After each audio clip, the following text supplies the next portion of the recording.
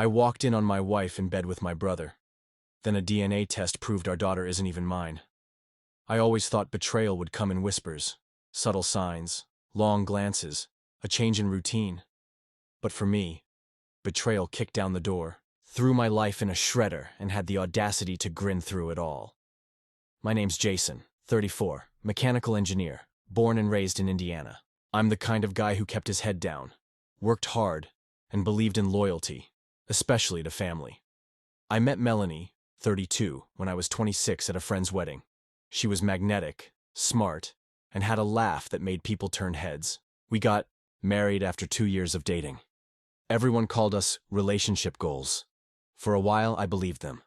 My younger brother Eric, 30, was always the golden boy. Charming, quick-witted, a bit impulsive. While I took the stable route, job, house, marriage, Eric was chasing startups and sleeping around. Still, I loved him. We'd been through everything together. Or so I thought. After struggling with fertility issues, Melanie got pregnant with Ava, who I believed was mine. I was there for every ultrasound, every craving, every tearful 2 a.m. moment. When she was born, I cried like a baby myself. For 3 years, I changed diapers, read bedtime stories, and carried a photo of Ava in my wallet. Looking back, I was living in a movie that everyone else knew was fake. The signs started subtly, like static before a storm. Melanie became colder, emotionally distant. She'd take longer showers.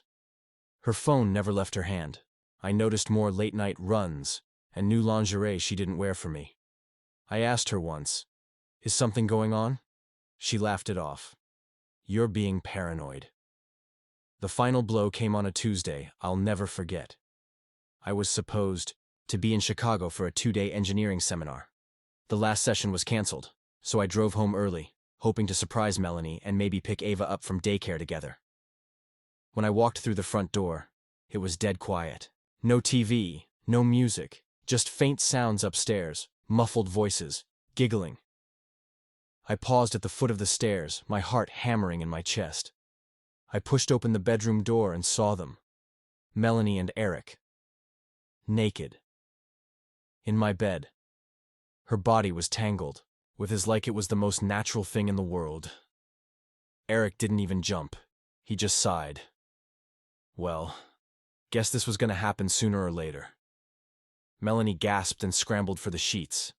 "Jason, I thought you were out of town." I didn't yell, I didn't break anything. I just stared at them for 10 seconds, long enough to burn the image into my brain, then turned around and walked out. That night, I checked into a hotel, stared at the ceiling for hours, and ordered a DNA test kit online. I didn't even know why. Maybe part of me already knew what I was about to uncover. The next morning, I called a divorce lawyer and scheduled a meeting. Then I packed a bag from the house while Melanie was out. I didn't speak to her, didn't leave a note, just grabbed my essentials and left. I couldn't stand the idea of breathing the same air she'd shared with him. Ava was the only thing. That gave me pause. That innocent smile. That little hand that used to grab mine when we crossed the street. That's what made me go through with the DNA test. I swabbed her toothbrush. It felt wrong, like betraying her. But I needed the truth. 2 weeks later, the email came. My heart pounded as I clicked. Probability of paternity, 0%. My knees buckled. I didn't scream or cry. I just laughed. A hollow, broken laugh. Like my life had turned into a dark comedy written by someone with a cruel sense of humor. Forwarded the results to Melanie and waited. An hour later, she showed up at the apartment I was renting. She cried, hyperventilated, begged, said she was sorry, said she didn't know who the father was, that it was a mistake, and only happened twice. Eric tried calling too, left voicemails saying he was drunk, that it wasn't serious, that he didn't mean to fall for her. I blocked them both. I told Melanie I wanted nothing to do with her or the child, not out of hate for Ava, but because pretending she was mine would be a lie I couldn't live with. The divorce moved fast. I handed over everything I had to. No contest. I just wanted it over. Melanie fought for some kind of joint custody. Tried arguing that I was the only father Ava had ever known. My lawyer shut it down with the DNA results. Eric? He was dead to me.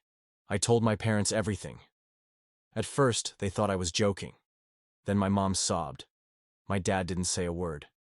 He just stood up, walked to the garage, and stayed there for 3 hours.